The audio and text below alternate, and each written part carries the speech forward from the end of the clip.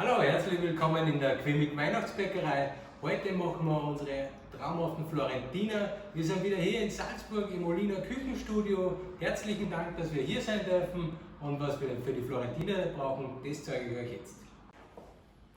Für unsere Florentiner brauchen wir erst einmal Mandelblätter, und die werden wir uns jetzt rösten in einer beschichteten Pfanne oder auch gerne im Backrohr, da kann man alle auf einmal machen.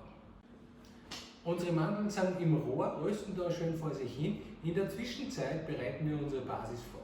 Was wir brauchen: unsere QimiQ Sahne-Basis, unser Around-Talent. Dann haben wir einen großen Topf, da haben wir Zucker drin und Honig drinnen.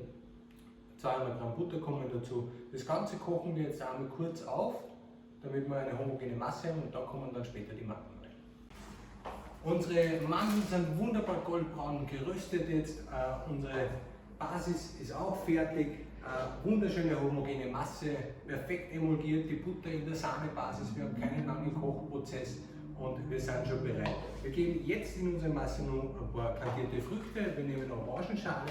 Man kann natürlich alles an kandierten Früchten nehmen, was man möchte, kandierte Kirschen, Zitronen, wie auch immer, oder gemischt natürlich. Und man könnte die Masse auch noch parfümieren, aber jetzt möchte ich mal ein bisschen Zimt rein. Also ganz nach Belieben. Die Mandeln sind jetzt drinnen, jetzt mischen wir es einfach kurz durch, dass alles schön gleichmäßig verteilt ist. Dann gießen wir es auf unser Blech.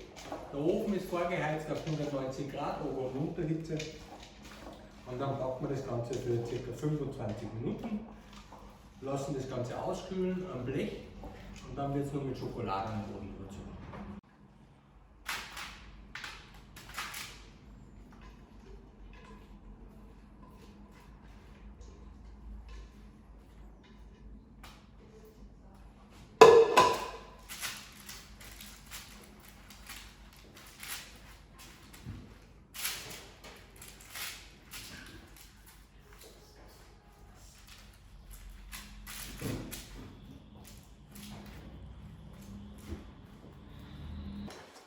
So, unsere wunderbaren Florentiner sind soweit gebacken. Das heißt, jetzt müssen wir nur noch Schokolade drüber ziehen. Wir nehmen die Florentiner, sind überkühlt, und jetzt ist auf ein Blech, und wir ziehen von der Unterseite das Backpapier runter, das brauchen wir nicht mehr. Jetzt kommt die Schokolade auf unsere Florentiner. Die haben wir vorher kurz in einem Wasserbad geschmolzen. Die hat ca. 40 Grad, 38 Grad in etwa. Die verteilen wir da großzügig auf der Rückseite. Ihr könnt ja gerne eine Teigkante mit Rillen nehmen, wenn ihr ein Muster reinziehen wollt oder so. Schaut auch immer gut aus. Bei unseren zwei Florentinerhälften werde ich jetzt eine mit ein bisschen Orangenschale pflegen. Eine lassen wir ganz klassisch, so wie es in unserem Rezept auch drinnen ist. Ihr könnt auch gerne zum Beispiel mit ein bisschen Zimt drüber stauben, um das noch mehr an Weihnachten anzulehnen, weil so Florentiner sind ja eigentlich ein perfektes Tee- und Kaffeegebäck fürs ganze Jahr. Die Schokolade an unsere wunderbaren Florentiner ist angezogen. Wir können das jetzt in beliebige Stücke schneiden.